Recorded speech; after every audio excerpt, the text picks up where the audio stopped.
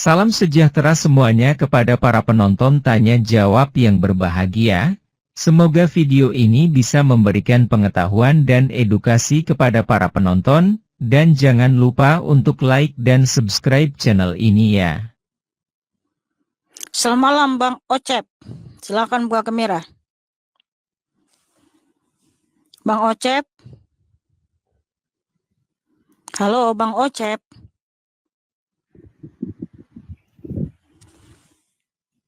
Halo Mbak. Ya, selamat malam, silakan buka kamera. Udah. Oke, pertanyaannya apa? Pertanyaan saya simpel Mbak Mitana. Kenapa orang Kristen itu sangat yakin bahwa Yesus itu Allah Maha Besar? Itu saja. Karena terbukti dari perbuatan dan karya-karyanya. Kalau hanya mengaku-ngaku Allah atau Tuhan, Firaun juga mengaku Tuhan dan minta disembah. Tapi tidak terbukti dia Tuhan. Dari mana kita tahu bahwa Tuhan adalah Tuhan? Dia adalah Allah yang pernah menyatakan dirinya datang menjadi manusia 2000 tahun yang lalu ke bangsa Israel. Di mana Tuhan Yesus membangkitkan orang mati, berjalan di atas air, ya, menciptakan mata yang baru bagi orang yang buta, menciptakan roti dan ikan untuk dimakan 5.000 orang laki-laki, membangkitkan Lazarus yang mati membusuk, membangkitkan anak Yairus kepala rumah ibadat, membangkitkan anak janda. Kemudian juga ketika Tuhan Yesus belum datang berkenosis, dia memberikan kuasa kepada Nabi Musa sehingga Nabi Musa bisa membelah lautan. Kemudian Rasul Petrus, Rasul Paulus bisa membangkitkan Dorcas, membangkitkan anak muda yang jatuh dari sotoh. Itu kuasa dari Tuhan Yesus. Nah, terbukti dia Tuhan yang Maha Kuasa. Dan sampai sekarang mujizat terjadi dalam nama Tuhan Yesus. Siapapun yang beriman dan sungguh-sungguh beriman dan percaya, mujizat terjadi dalam nama Tuhan Yesus. Itulah bukti bahwa dia Tuhan yang Maha Kuasa, Tuhan yang Maha Hadir. Nah, begitu saudaraku. Dan yang paling utama ini, terbukti dia Tuhan yang Maha Pengasih dan Maha Pengampun. Sebab dia Allah yang Maha Pengampun sudah terbukti. Itu tadi saya jelaskan berulang-ulang ya, saya nggak akan bosan-bosan menyampaikan ini. Karena ketika Tuhan Yesus mati dan bangkit, dia turun ke alam maut. Di alam maut dia membebaskan manusia-manusia yang telah mati di zaman perjanjian lama. Sehingga ketika Tuhan Yesus bangkit, mereka pun Tuhan Yesus bangkitkan, yaitu di Matius 27 ayat 50-53, Efesus 4 ayat 8 sampai 10, Tuhan Yesus telah membebaskan manusia-manusia yang telah mati sehingga mereka bangkit. Itu banyak saksinya yang melihat itu raja dan nabi-nabi dan rasul-rasul. Jadi terbukti dia Tuhan yang Maha Kuasa, saudaraku. Oke, paham. Pertanyaan selanjutnya, tadi saya mendengar sebelumnya percakapan Mbak Mita sama yang on cam tadi bahwa katanya orang Kristen itu pasti bakal masuk surga ya Mbak ya katanya. Kalau setelah dibangkitkan kan katanya bercahaya, dibangkitkan lagi bercahaya, itu berarti secara tidak langsung kalau umat muslim atau orang Islam itu tidak bercahaya seperti itu. Apanya khusus orang Kristen saja yang setelah dibangkitkan dia bercahaya seperti itu? Mohon maaf Bang, di sini nggak usah sebut merek agama lain. Yang jelas saya menjawab sesuai kebenaran firman Tuhan. Memang betul, kita ini Bang, melakukan kebaikan, melakukan kebenaran, hidup kudus, bukan lagi supaya masuk surga, tapi karena memang surga telah diberikan sama kita, kasih karunia keselamatan telah diberikan kepada kita. Efesus 2 ayat 8 sampai 10. Oke, kita baca dulu ya. Sebentar ya Bang. Efesus 2 ayat 8 sampai 10. Sebab karena kasih karunia kamu diselamatkan oleh iman. Itu bukan hasil usahamu, tetapi pemberian Allah. Itu bukan hasil pekerjaanmu. Jangan ada orang yang membegahkan diri. Karena kita ini buatan Allah, diciptakan dalam Kristus Yesus untuk melakukan pekerjaan baik yang dipersiapkan Allah sebelumnya. Ia mau supaya kita hidup di dalamnya. Nah, jadi kita itu sudah diberikan kasih karunia keselamatan di atas kayu salib, Bang. Makanya kita itu sekarang melakukan kebaikan untuk meresponi kasih karunia keselamatan itu supaya kita hidup di dalam Tuhan Yesus. Dan siapapun yang percaya kepada Tuhan Yesus, Yohanes 1:12, ia otomatis menjadi anak-anak Allah. Jadi kami melakukan kebaikan, kebenaran, Bang, bukan lagi supaya masuk surga, tapi karena kita adalah anak-anak kerajaan surga. Sehingga ketika nanti pun ketika kita dipanggil ya, anakku pulang, kita itu kembali ke Firdaus. Tubuh kita memang kembali menjadi debu tanah. Namun di akhir zaman, Nanti Tuhan Yesus akan bangkitkan tubuh kita yang kembali menjadi debu tanah itu dipersatukan lagi dengan roh kita yang ada di Firdaus, yaitu dalam tubuh kemuliaan. Makanya bangkit bercahaya, yaitu di Daniel 12 ayat 1-3. Tapi orang-orang yang di luar Kristus, terus berfirman, Yohanes 15 ayat 5, di luar aku kamu tidak bisa berbuat apa-apa, artinya binasa. Makanya nanti orang yang mati di luar Kristus, mereka tetap tubuhnya kembali menjadi debu tanah juga, tapi roh dan jiwanya bukan ke Firdaus, Bang, tapi ke alam maut, ke Hades. Hades itu sudah seperti neraka, tapi belum neraka sesungguhnya. Nanti mereka juga akan dibangkitkan dari sana, dipersatukan dengan tubuhnya yang menjadi debu tanah itu, tapi dibangkitkan untuk dihukum. Berarti kalau misalkan orang Kristen misalkan mati dalam keadaan maaf ya Mbak, melakukan dosa besar, pasti kan semua manusia itu kan pasti tak luput dari dosa. Itu hukumnya seperti apa nanti Mbak setelah dia dibangkitkan? Maksudnya kalau misalkan orang Kristen matinya itu dalam keadaan berzina, misalkan dia pasti kan sudah jalannya ada jalanan seperti itu. Bang Ocep, kamu harus tahu dulu arti Kristen apa. Kristen artinya pengikut Tuhan Yesus Kristus, di mana kita berkarakter seperti Tuhan Yesus. Jadi kalau dia mengaku Kristen tapi masih melakukan tadi dosa besar, berzina segala macam, itu artinya dia bukan Kristen, Bang. Itu Kristen abal-abal. Jadi kita itu harus hidup di dalam Kristus, Bang. Kristen sejati nggak mungkin melakukan itu. Makanya lihatlah contoh teladan dari para rasul. Yang dulunya Rasul Paulus itu adalah seorang pembunuh, tetapi setelah dia bertobat hidup dalam Kristus, dia hidup suci, Bang. Dia nggak berzina, dia nggak menikahi banyak perempuan, dia nggak pernah memberikan hawa nafsunya kepada banyak perempuan. Dia hidup kudus, hidup benar. Nah seperti itulah Kristen, Bang. Iya. Abal-abal itu tapi dia tetap beragama Kristen kan Mbak? Iya, dia beragama Kristen tapi dirinya bukan Kristen. KTP-nya aja yang Kristen. Di KK-nya dia tercatat Kristen, tapi orangnya nggak pernah jadi Kristen mungkin, Bang. Tapi kalau dia Kristen sejati, pasti dia melakukan apa yang diperintahkan Tuhan Yesus, Bang. Tadi saya sudah kasih contohnya Rasul Paulus, Rasul Petrus, dan Rasul-Rasul yang lain. Mereka juga pernah melakukan dosa. Rasul Petrus itu menyangkal Tuhan Yesus loh sampai 3 kali.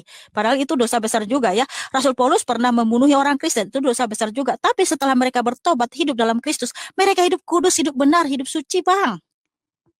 Nah, seperti itulah orang Kristen. Bahwa kita harus menjaga kesalehan hidup sampai kita dipanggil Tuhan Yesus kembali. Ya, Pak. Mbak, satu lagi boleh Mbak Mekana?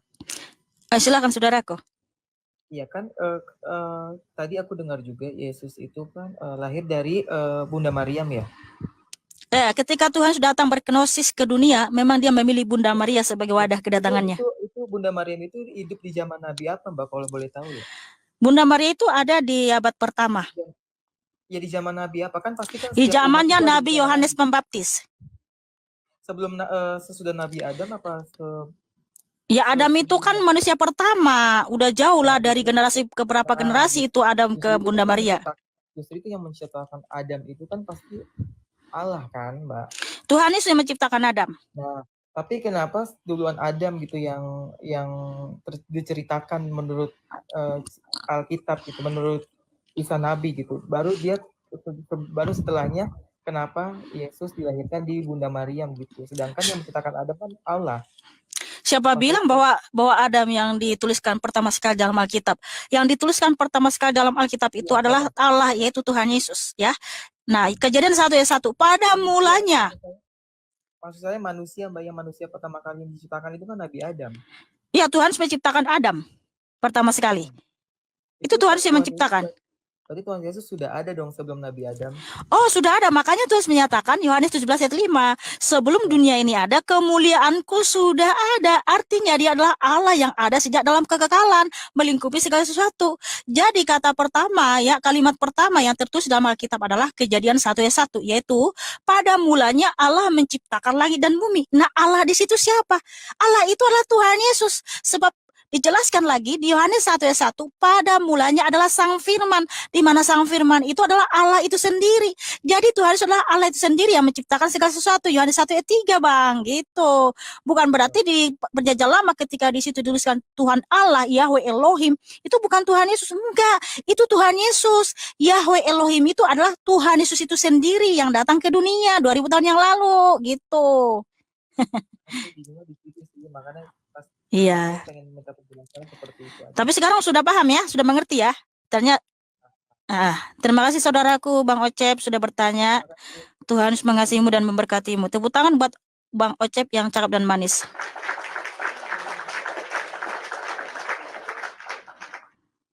Ya, selamat malam Muksin. Malam, Mbak. Ya, silakan saudaraku, pertanyaannya apa? Izin bertanya, Mbak. Ya. Sama apa yang dikatakan tadi bahwa Adam itu lebih dulu Tuhan Yesus yang menciptakan Adam. Karena Tuhan Yesus adalah sang firman yang adalah Allah itu sendiri. Yohanes 1 ayat 1 sampai 14. Terus yang dikatakan Bapak oleh saudara Kristen itu siapa? Tuhan Yesus berfirman Yohanes 14 ayat 7. Barang siapa melihat aku sudah melihat Bapa. 2 Tesalonika 2 ayat 16. Firman Tuhan Yesus Kristus adalah Tuhan Allah dan Bapa kita. Yesaya 9 ayat 5. Tuhan Yesus adalah penasihat yang ajaib, Allah yang perkasa, Bapa yang kekal, Raja damai. Terus dengan argumentasi dari Yesus sendiri itu mengakui dirinya bahwa dia bukanlah Tuhan? Tidak ada Tuhan menyatakan aku bukan Tuhan, nggak pernah. Justru Tuhan menyatakan, di mana? Aduh, kayaknya ada. Cari di mana ayatnya Tuhan menyatakan aku bukan Tuhan? Iya, dia tidak mengaku Tuhan. Kayaknya pede banget ya, mana ayatnya?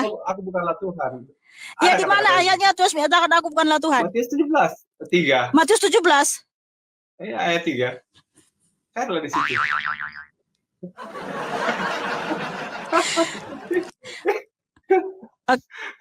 Matius 17 ayat 3 ya, kita baca dulu ya. Maka nampak kepada mereka Musa dan Elia sedang berbicara dengan dia. Justru di Matius 17 ini Tuhan Yesus itu ya bisa mendatangkan Musa dan Elia dari surga loh. Siapa yang bisa mendatangkan nabi dari surga ya? Selain Tuhan itu sendiri. Nah, terbukti Tuhan itu Allah yang Maha Kuasa. Karena di Matius 17 ayat 1 sampai 13, Tuhan Yesus itu ya menghadirkan Musa dan Elia di atas gunung. Kenapa? Tuhan itu Allah yang Maha Kuasa, bro. Jadi nggak ada terus menyatakan aku bukan Tuhan. Kamu ini berdusta aja kerjamu ini ya. Aduh, bertobatlah kau, bertobat. Boleh bertanya lagi? Enggak. Kau akui dulu kesalahanmu. Akui dulu. Aku nggak mau ngikut ceranamu. Itu kan pendapat saya. Loh, pendapatmu itu kalau nggak benar berarti kamu fitnah. Nggak fitnah, memang ada. Loh, mana buktikan? Buktikan mana? Coba saya punya 2 HP, saya akan buktikan itu. Cuma satu aja. Aduh, kasihan sekali kamu. Diminta bukti nggak bisa dia kasih data. Artinya ini tukang fitnah. Bertobat saudaraku ya. Bukan masih hidup. Ada datanya ada.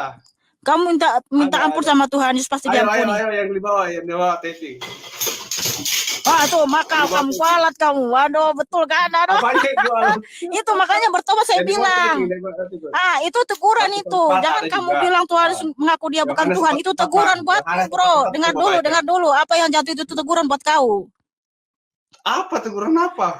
Lah, baru kamu makanya kau jangan fitnah. Di mana ayatnya di situ Tuhan mengaku bukan Tuhan? Memang ada adanya. Ya mana buktinya? Di perjanjian lama ada. Perjanjian lama. Iya, ada. Justru kamu tahu nggak di perjanjian lama Tuhan berfirman kepada Abraham, Yohanes 17 ayat 1, akulah Allah yang Maha Kuasa. Kepada Nabi Musa di Keluaran 3 ayat 14, akulah yang ada dan yang ada. Kepada Nabi Yesaya di Yesaya 44 ayat 6, akulah yang awal dan akulah yang akhir, tidak ada Allah selain aku. Kemudian di Wahyu 1 ayat 8 Tuhan berfirman kepada Rasul Yohanes, akulah yang ada dan yang ada, yang Maha Kuasa, yang awal dan akhir, Alfa dan Omega. Begini, nah, ini mana buktinya kamu itu?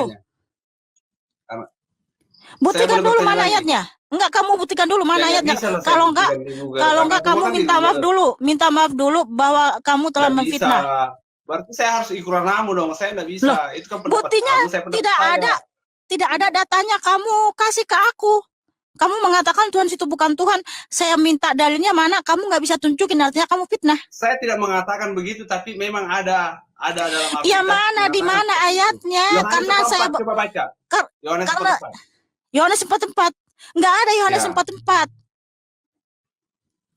Adalah. Cari di Google lah. Karena Yohanes itu sampai sampai 21 aja. Nggak ada sampai 44. Yohanes 4. Yohanes ayat apa? Enggak, Yohanes kamu berapa tadi? Yohanes 4 Ini. enggak ada. Enggak, Kenapa kamu bisa minta nggak ada? kalau kamu mau minta mau ngajukin pertanyaan satu lagi, kamu minta maaf dulu. Iya, aku minta maaf, aku telah Nggak memfitnah. bisa. Aku udah salah kok. Loh, Yang But, di sini karena kan kamu kita ada mengatakan argumen. iya, Begini, di sini kan kita ada argumen. adu Iya kan? argumen tapi jangan fitnah Ya, ada juga. argumen kan? Kalau ada Iya. argumen itu kan nggak harus begini, harus ada yang minta maaf. Karena memang kan versinya masing-masing, gitu kan? Walaupun versimu masing-masing, tapi data yang kamu bawa nggak ada. Kamu bilang Tuhanus mengaku dia bukan Tuhan. Mana datanya? Ayatnya mana? Kalau nggak ada datanya, artinya kamu fitnah. Bukan Yohanes. Yesus sendiri mengatakan. Loh, bukan Yohanes. Bukan Yohanes. Mana buktinya Tuhanus mengaku dia bukan Tuhan? Yohanes 4, coba. Yohanes 4.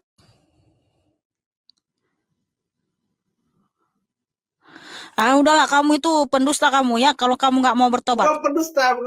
Mana Kamu Yohanes 4 tanya. ayat 44? Kamu ingkari itu kalau kamu bisa dapatkan itu. Kalau ada kata-kata seperti itu. Yohanes 4 ayat 44, sebab Yesus sendiri telah bersaksi bahwa seorang nabi tidak dihormati di negerinya sendiri. Di mana di situ harus mengatakan aku bukan Tuhan? Enggak ada. Bertobat kau, udah aku bilang bertobat sebelum kau mati, bertobat mumpung masih hidup. Artinya kan dia tidak dihormati, berarti dia bukan Tuhan dong. Yohanes 4 ayat 44, sebab Yesus sendiri telah bersaksi bahwa seorang nabi tidak dihormati di negerinya sendiri. Bukan berarti dia mengatakan aku bukan Tuhan. Di mana dia katakan di situ bukan Tuhan? Kalau seorang nabi itu kan berarti bukan Tuhan. Aduh, udahlah, kamu minta maaf saja. Kalau kamu nggak mau minta maaf, saya turunin. Saya kasih kamu kesempatan 1 sampai 5. 1, nggak bisa. 2, saya nggak bisa ikut di dalammu, 3, itu versimu. 4, 5. Bertobatlah sebelum terlambat ya. Nggak itu bisa. tadi udah teguran buat kamu itu. Udah teguran buat kamu. Bertobat. Udah teguran buat kamu, jatuh entah apa itu ya. Bertobat sebelum terlambat. Saudara sekalian, seperti yang telah kita saksikan bersama-sama pada video ini, ada pertanyaan-pertanyaan tentang kenapa umat Kristen itu menyebut Yesus itu sebagai Allah yang Maha Besar. Lalu Mihana menjelaskan secara panjang lebar kepada si penanya berdasarkan keimanan Kristen. Dan pertanyaan ini sebenarnya sudah berulang-ulang ditanyakan, tapi Mihana pun tidak bosan-bosan untuk menjawab dan menjelaskannya, tapi tentu saja sesuai dengan iman kekristenan. Lalu ada pertanyaan, apakah Yesus lebih dulu dari Adam? Mihana menjawab Yesuslah yang menciptakan Adam. Jawaban ini mungkin membuat penonton yang terutama orang awam pasti bertanya-tanya, dan mungkin ada yang bilang tidak masuk akal karena Adam itu lebih dulu dari Yesus. Tapi karena Yesus itu dipercaya oleh umat Kristen sebagai Allah, maka bisa dikatakan Yesus yang menciptakan Adam. Terus ada pertanyaan, siapakah yang dimaksud dengan Bapa, dan Mihana pun menjawab Yesus adalah Bapa. Nah, silakan penonton memberikan tanggapan di video ini ya. Terima kasih. Jawabannya lihat ayat di Alkitab. Matius 27, lihat perikopnya di ayat 50-53. Efesus 4, lihat perikopnya di ayat 8-10. Yohanes 1, lihat perikopnya di ayat 1-14. Yohanes 14:7, sekiranya kamu mengenal aku, pasti kamu juga mengenal Bapa-Ku.